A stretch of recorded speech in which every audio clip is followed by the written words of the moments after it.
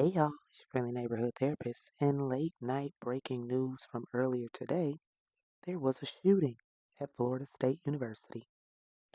According to news reports that have been coming in, the suspect accused of gunning down two people and injuring five others at Florida State University on Thursday is the son of a local sheriff's deputy and spent time training with law enforcement and serving on a sheriff's advisory council in the years before this attack.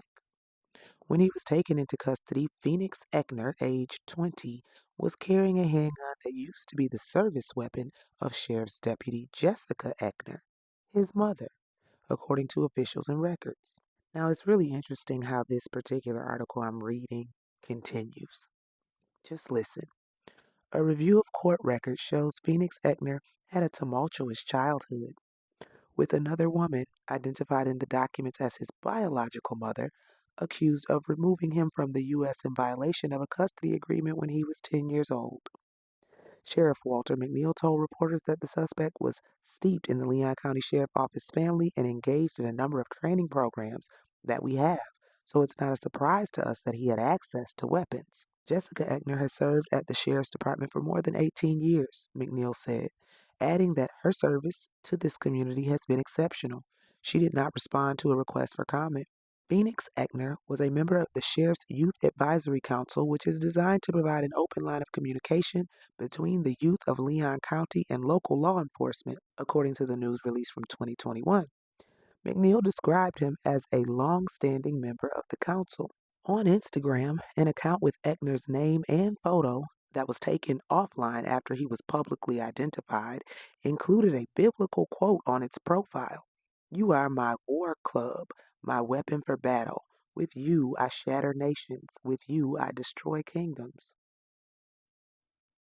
Ekner is a registered Republican according to Florida voter registration records. He was quoted in January in an FSU student newspaper article about anti-Trump protests in advance of the president's inauguration. These people are usually pretty entertaining, usually not for good reasons. Ekner, who was described as a political science major, was quoted as saying, "I think it's a little too late. He's already going to be inaugurated on January 20th, and there's not really much you can do unless you outright revolt, and I don't think anyone wants that." Leon County court records show that Egner's biological mother was accused of taking him to Norway when he was 10. The court documents refer to the child as Christian Eriksen and say that he and his biological mother are both dual U.S. Norwegian citizens.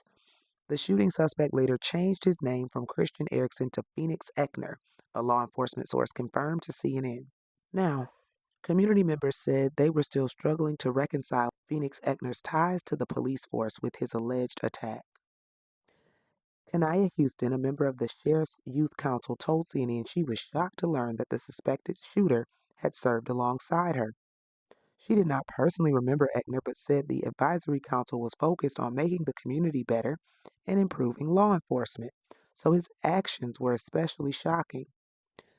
"That's what it was all about, making better decisions," she said. "For something like this to happen from someone in a group like that is scary. It's devastating."